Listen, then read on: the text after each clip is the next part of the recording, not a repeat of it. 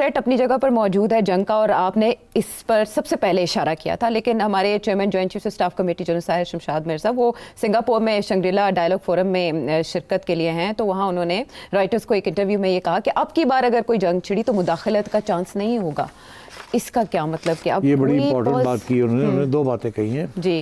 एक तो उन्होंने कहा कि जो बॉर्डर के ऊपर जो आर्मी खड़ी थी जी वो अपनी अपनी पोजीशंस पे जा रहे हैं जी ठीक, तो वहाँ तो कॉन्फ्लिक्ट का इतना चांस नहीं है शॉर्ट टर्म में। हाँ 22 अप्रैल से मगर पहले की उन्होंने बात आगे जो की है कि अगली कॉन्फ्लिक्ट, एक तो उनका ये इशारा कि शायद होगी, और फिर ये कि अगली कॉन्फ्लिक्ट में मीडिएशन का रोल इतना नहीं होगा। क्यों? वो इसलिए कि इस दफ़ा तो 4 दिन की जंग थी ना जी, जिस 2 दिन के बाद मीडिएशन शुरू होगी, बिकॉज न्यूक्लियर थ्रेशोल्ड की तरफ इशारे होने शुरू हो गए थे।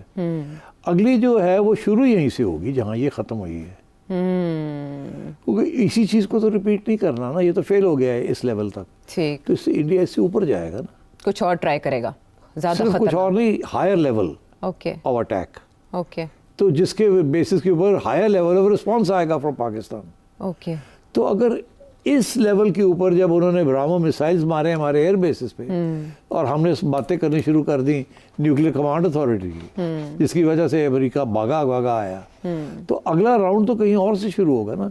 It may be much more serious attempt to knock out on certain critical facilities जो इस दफ़ा काम आई हैं हमारे। ठीक, तो अगर वो हुआ तो फिर जल्दी से आपका जो थ्रेशोल्ड है जिसकी वो बात कर रहे हैं कि ये रेड लाइन है, ये रेड लाइन बड़ी जल्दी क्रॉस हो जाएगी। अभी तो 4 दिन के बाद क्रॉस हुई और फिर 2 दिन में क्रॉस हो जाएगी। ये जो है ना मीडिएशन, ये 2 दिन के बाद आई है ना, 2-3 दिन के बाद जी, तो वक्त लगा देखने में क्या हो रहा है क्या नहीं। एयर बेसिस पे जब अटैक होना शुरू हुआ तो अगला राउंड में जल्दी हो जाएगा, ये बहुत जल्दी आप पहुंच जाएंगे। और यही इसीलिए जो इस वक्त इंटरनेशनल एनालिस्ट जो हैं वो क्रिटिक कर रहे हैं मोदी की डॉक्ट्रिन की, न्यू नॉर्मल की, वो यही कह रहे हैं ना, 2 बातें कह रहे हैं। हाँ। एक वो ये कह रहे हैं कि देखिए कैसे आप कह सकते हैं कि जो आगे कभी भी कोई इस किस्म का इंसिडेंट होगा तो वो पाकिस्तान ने कराया है, आपने तो एज्यूम कर लिया। अब उस अजम्पशन के ऊपर विदाउट एविडेंस, विदाउट प्रूफ आप चढ़ाई कर देंगे पाकिस्तान में जी, वो तो इस दफ़ा पता चला कि वो चढ़ाई जो है काम नहीं आती, वो तो काउंटर हो जाता है। एक तो ये गलती, दूसरी ये कि आप इस दफ़ा आप उससे पहली चढ़ाई से ज़्यादा बड़ी चढ़ाई करेंगे, क्योंकि वो पहली चढ़ाई तो नाकाम रही। So now you will do something more serious with the result that Pakistan will react more seriously.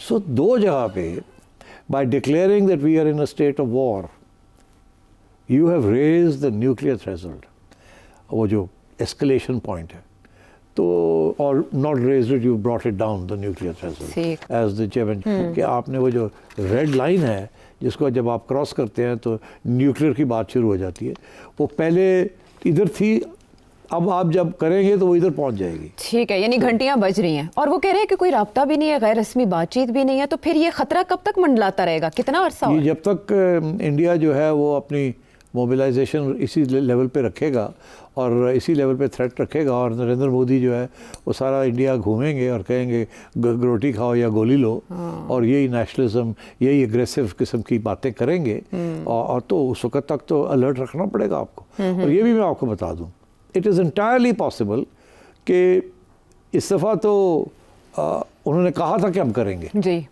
यहाँ तक कि जयशंकर साहब कहते हैं हमने फ़ोन करके भी बता दिया था क्या हम ऐसा करने जा रहे हैं। ठीक, तो अब बिल्कुल ये नहीं करेंगे ना। अब अगर वो करेंगे तो पता भी नहीं चलेगा कि उन्होंने तैयारी करेंगे और विदाउट वार्निंग कुछ ना कुछ कर देंगे। Because element of surprise is very important with the result कि आपको अब 24 आवर अलर्ट पे रहना पड़ेगा आपको, which is a very difficult thing. It's an expensive proposition, it's a difficult proposition. कब तक आप 24 आवर अलर्ट पे रहेंगे? So my sense is that sooner or later हमारी तरफ से पेशकदमी होगी to bring in international powers कि इस क्राइसिस को डिफ्यूज़ करें in a permanent sort of way. ये जो टेम्प्रेरी जो आप सीज फायर हुई है, दिस इज़ नॉट गुड। ये फ्लेयर अप हो गया तो बहुत गड़बड़ हो जाएगी, और इसमें किरदार अमेरिका का ही होगा। किसका होगा? We let's wait and see. Okay, ठीक है। तो ये इम्कानात आपने देखे, आपने जाने, धमकियां भारत की जानिब से भी दी जा रही हैं और जानिब से भी कहा जा रहा है कि भारत का बंदोबस्त कर रहे हैं। इस खतरे को टालने के लिए नरेंद्र मोदी जी और उनकी पॉलिसीज़ का बंदोबस्त करना बहुत ज़रूरी है। वापस आते हैं एक ब्रेक के बाद।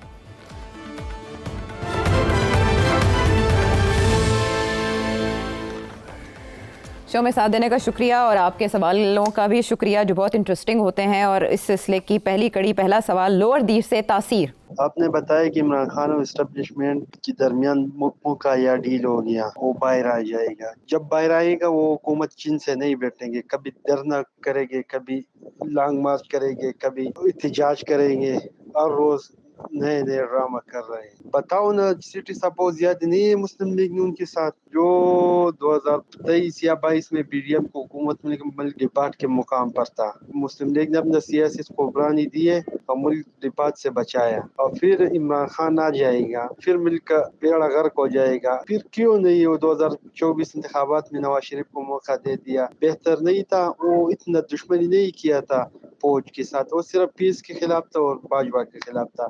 इमरान खान सारा मुल्क की दिफाई इदारा तबाह कर दिया। वो कोर कमांडर उस पे हमला किया, जना उस पे लाहौर में, पिशावर में, अमारत मलगरा में फौज की छावनी पर हमला हुआ। तो इंडिया भी नहीं कर सकता जो इमरान खान साहब ने किया था। क्या वो नवाज शरीफ को फिर मौका मिलना चाहिए? इमरान खान साहब को मौका मिलेगा, नवाज शरीफ को कोई नहीं मिलता दोबारा मौका।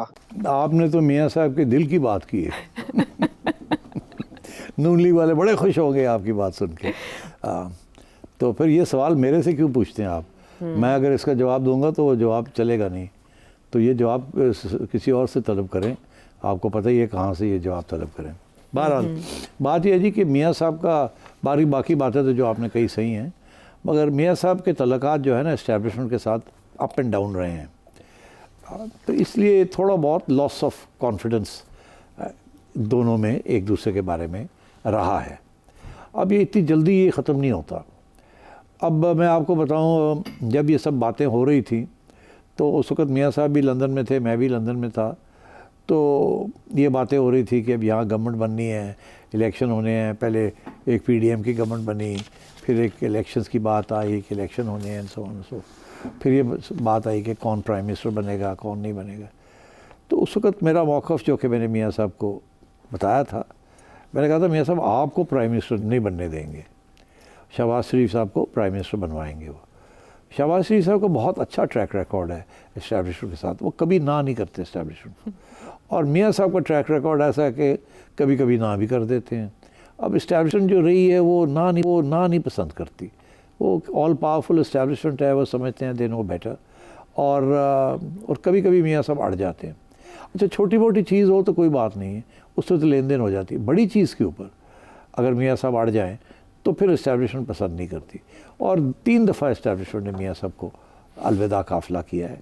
तो 93 में किया, उस वक़्त भी इशू पहले बना था कि ग़ुलाम इसहाक़ खान प्रेसिडेंट थे। मैं आपको इसलिए याद दिला रहा हूँ ताकि आपको समझ आए भाई मियाँ साहब को मौका नहीं देते अब, कि उस वक़्त मियाँ साहब ने कहा कि आर्मी चीफ़ मैं लगाऊंगा, और ग़ुलाम इसहाक़ इस्टेब्लिशमेंट के हेड थे, उन्होंने कहा नहीं मैं लगाऊंगा। तो वो लड़ाई झगड़े हो गए, जिसमें फिर ग़ुलाम इसहाक़ ने आर्मी चीफ़ लगाया जनरल वहीद को, और मियाँ साहब की छुट्टी हो गई। उसके बाद आपने देखा क्या हुआ कि एक आर्मी चीफ़ जनरल जहांगीर करामत ने कोई बात कर दी नेशनल डिफेंस कॉलेज में कि जी एक नेशनल सिक्योरिटी काउंसिल होनी चाहिए जिसके अंदर हम सब बैठे हैं और वो काबीना के ऊपर हो। तो मियाँ साहब ने कहा एक ही गल की तुसी, ये तो जमहूरियत के ख़िलाफ़ है, चलो जी अस्सलाम वालेकुम। तो जहांगीर करामत साहब वालेकुम सलाम करके घर आ गए। तो वो भी इस्टेब्लिशमेंट के अंदर वो बात पसंद नहीं की गई। 2 बातें नहीं पसंद की गई। एक ये कि जहांगीर करामत साहब चुप करके क्यों आ गए, ये क्या बात हुई, हम तो इस्टेब्लिशमेंट है, हमें तो कोई नहीं घर भेजता, हम लोगों को घर भेजते। दूसरा ये कि ये मियाँ साहब होते कौन है ये करने वाले, देखा जाएगा। तो फिर सोचा ये कि मियाँ साहब की छुट्टी करा दी जाए। और मियाँ साहब इन द मीनवाइल और आगे बढ़ गए। मियाँ साहब ने वाजपेयी साहब के साथ मुआहदे करने शुरू कर दिए, आओ जी आओ, बस डिप्लोमेसी शुरू कर दी। वाजपेयी साहब आ गए लाहौर, उनको ले गए शालामार गार्डन्स, वहाँ उन्होंने पाकिस्तान को तस्लीम भी कर लिया, सब कुछ हो गया और मामले तय हो गए जी, अब अमन होगा, अब ये होगा, अब सारा कुछ होगा, बातें होंगी। तो पीछे से जनरल मुशर्रफ ने जैसे कहते हैं ना कालीन खींच लिया। पहले सलूट करने से इनकार कर दिया, फिर कारगिल जाके कर दिया, और मियाँ साहब को कहा कुछ और ही कहानी दे दी, मियाँ साहब को पता ही नहीं चला हुआ क्या। तो फिर उसके बाद जब मियाँ साहब ने मुशर्रफ को निकालने की कोशिश की तो उसने इनको निकाल दिया। तो ये बैकग्राउंड थी।